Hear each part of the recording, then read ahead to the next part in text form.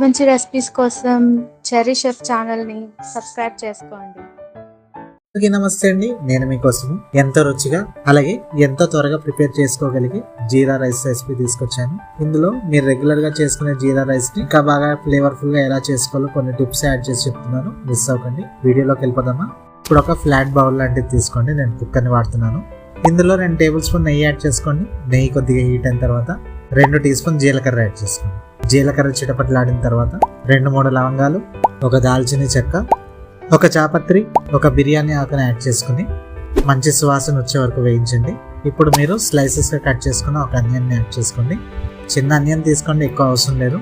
ఇలా అనియన్ని యాడ్ చేయడం వల్ల టేస్ట్ చాలా బాగుంటుంది.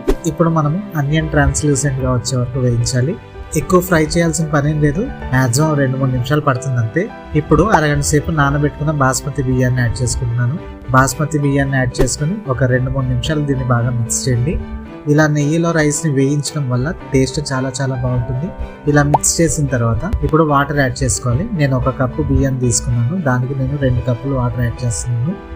వాటర్ యాడ్ చేసుకున్న తర్వాత ఒకసారి మిక్స్ చేసుకుని ఇదే టైంలో మీరు సాల్ట్ కూడా అడ్జస్ట్ చేసుకోండి. దీన్ని కలుపుకున్న తర్వాత పొంగొచ్చేలా మరిగించాలి.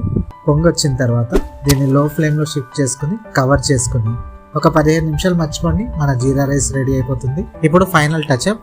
వేరే కడాయిలో 1 టీ స్పూన్ ఆయిల్ కానీ ఘీ కానీ యాడ్ చేసుకుని 1 టీ స్పూన్ జీలకర్ర యాడ్ చేసుకుని దీన్ని వేయించుకుని మన జీరా రైస్ లో యాడ్ చేసుకోండి. దీన్ని బాగా మిక్స్ చేసుకుని మన రైస్ ని కవర్ చేసి 10 నిమిషాలు దమ్మ వండిచ్చి సర్వ్ చేసుకోవాలి.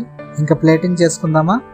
అంతేనండి. చాలా అంటే చాలా సింపుల్. ఇది ఫస్ట్ టైం వండేవారు కూడా చాలా తేలిగ్గా తయారు చేసుకోవచ్చు. ఎప్పుడైనా టిఫిన్ రెసిపీస్ కోసం చూసినప్పుడు దీన్ని ట్రై చేయండి. చాలా బాగుంటుంది, ఆరోగ్యానికి మంచిది కూడా.